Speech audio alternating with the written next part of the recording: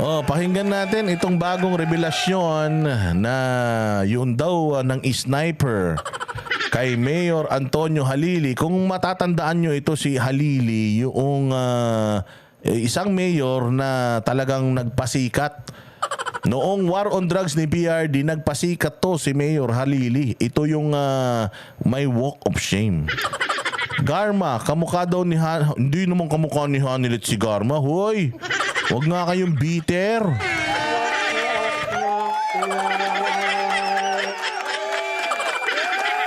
Si Garma, mukha siyang kumadrona eh. Si Hanilet mukhang tindera. Mayaman na tindera. Oo, si Ma'am Hanilet mukha siyang yung tindera na nakaluwag na sa buhay. Pero ito si Garma, hindi. Mukhang talaga eh, mukhang kumadro ng walang singil. Oh, anyways. So ito, mukhang nail tech. Grabe sa nail tech. Alam mo kung sinasabihan mo mukhang nail tech. Huwag masama ugali mo, Sulay woman. Maganda-ganda mo, tapos ang sama ng ugali mo.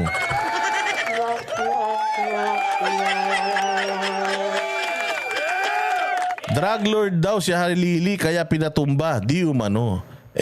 Hindi, meron talaga siyang mga di umanong koda-koda na drug lord daw. Pero ito si Halili yung nag-walk of shame. Pag nakakahuli siya ng mga pusher, pinapalakad niya sa plaza. Lahat ng mga adik. Yung problema, sabi ko nga sa inyo, kapag ikaw lumalabang ka sa illegal na droga, talagang lilikidahin ka.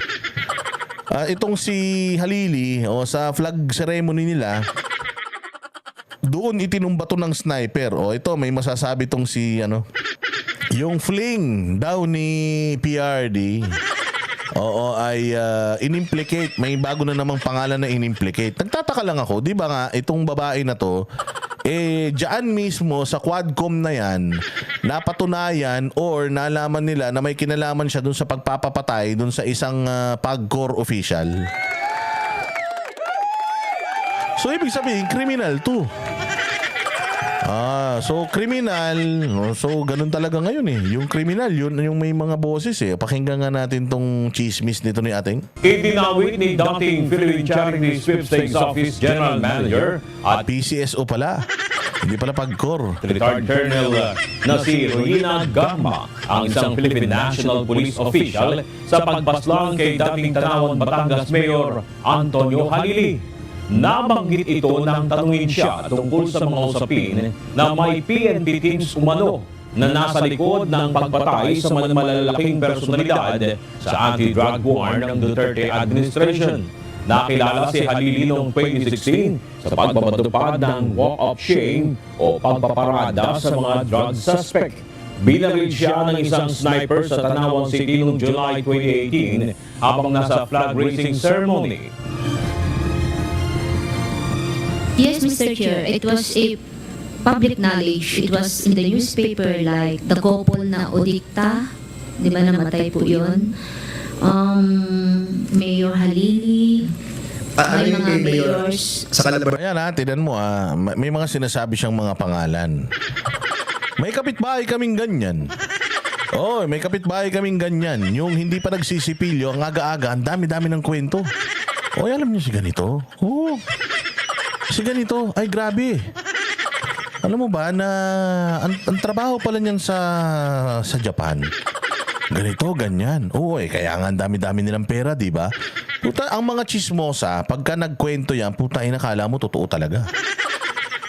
Sabi ko nga sa inyo, kung hindi nyo kilala yung tao, maniwala kayo. Sige, diretso. Person niya, Tony Halili. Region 4A. Yes, anong pagkakalam mo sa pagkamatay ni Tony Halili? He was shot during the flag race. Tsaka ma'am, bakit pagka kamatayan, ang dami mong alam? Asawa ka ba ni kamatayan?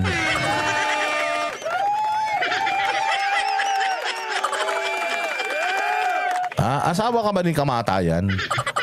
Bakit pag lahat ng namatay, alam mo? Baka ikaw may kinalaman, kaya alam mo. Kasi, di ba, pinatay si ganito, pinatay si ganyan, pinatay si ganito, pinatay si ganyan. Di umano, may ipinapatay ka rin. So, ibig sabihin, baka asawa ka ni kamatayan. Lahat ng lahat ng alam mong kamatayan sa Pilipinas alam mo ceremony. Yes, it was reported. Sniper po. So, what do you know about Chismis lang kasi, Mr. Chair. Chismis lang pala Chismis lang pala. Tapos ibinabalita mo na.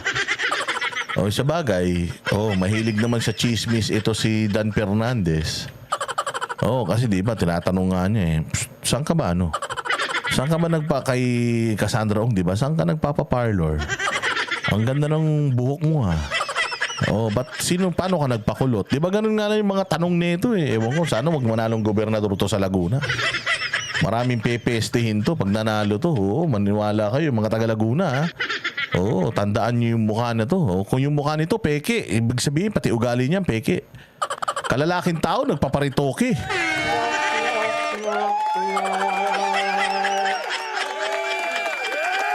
So siya mismo ang nagsabi na chismis lang yun. Chismis lang pero tingnan ninyo. Chismis lang kasi, Mr. Chair. Chismis lang kasi, Mr. Chair. Tangin na kung ako si Mr. Chair, chismis pala, ba't kinukwento mo rito? Tangin na kung wala kang ebidensya, hindi mo pwedeng sabihin dito yung contempt.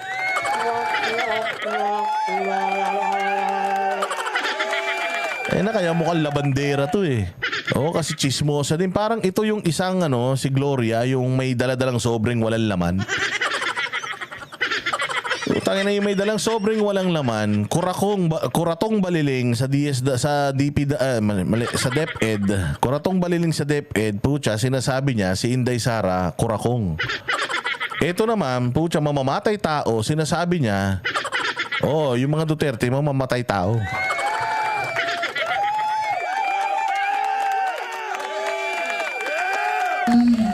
Chismis lang kasi, Mr. Chair. Okay. And think imported. Kasi during that time po sa war on drugs, pwede pong tumawid yung mga operatives. Wala ko ba chismis? Chismis lang, tas may kwento ka na. Ito naman si Dan Fernandez, chismis lang pala. Ba't sinasabi mo dito, chismis lang pala? Di ba dapat Dan Fernandez ganun, nagalit ka sana? Pag chismis, hindi tayo chismoso dito. Kailangan lahat ng sinasabi niyo dito under oath, kailangan talagang may personal knowledge kayo. Sa korte. Wala kang direct knowledge about it? Pinagmalaki kasi ng isa, sir Wala kang direct knowledge. Pag kinwento lang sa'yo, ibig sabihin, wala ka doon. Halimbawa, hindi ka kasama ng grupo na yon na pumatay sa kanya, hindi ka nagplano. Wala ka doon na nakita mo na pinatay siya. Ibig sabihin, wala kang direct knowledge. Ang pagkakaalam mo lang is yung bulong sa'yo. Kung maintindihan. Na sila. Sino yung malaki yun? Major Albotra, Mr. Chair. Major? Albotra of Region 7. Albotra? Yes. Of Region 7? Yes po. Major Albotra na Region 7? Lieutenant Colonel Nata. Yes, pinagmalaki niya sa akin noon. Talaga, sabi ko, how did you do it? Kilala niya mga kasama niya. At sila ang nagpapatay kay Tony Halili? He said he's in the team, Mr. Chair. Sabi ko nga sa inyo, hindi naman sa pag-aano hindi naman sa itong mga tao na to, hindi mo talaga dapat irespeto Hindi naman sa pagmamaliit sa ating mga taga-Quadcom, mga congressman natin sa Quadcom, pero nakita nyo naman walang quality yung information na ibinibigay sa inyo. Sinabi na nga niya, chismis, pinakinggan nyo pa rin. Kaya kasi yung chismis, di ba, sabi ko nga sa inyo, kung wala kang personal knowledge, hindi ka mismong hindi ka mismong nakasaksi, ibig sabihin wala kang personal knowledge. So yung statement mo, information mo, sabi nga ni Learn Random, hindi siya admissible. Di ba? Hindi siya admissible pagka dinala na yan sa korte kasi those are hearsay. Ibig sabihin, sabi-sabi lang.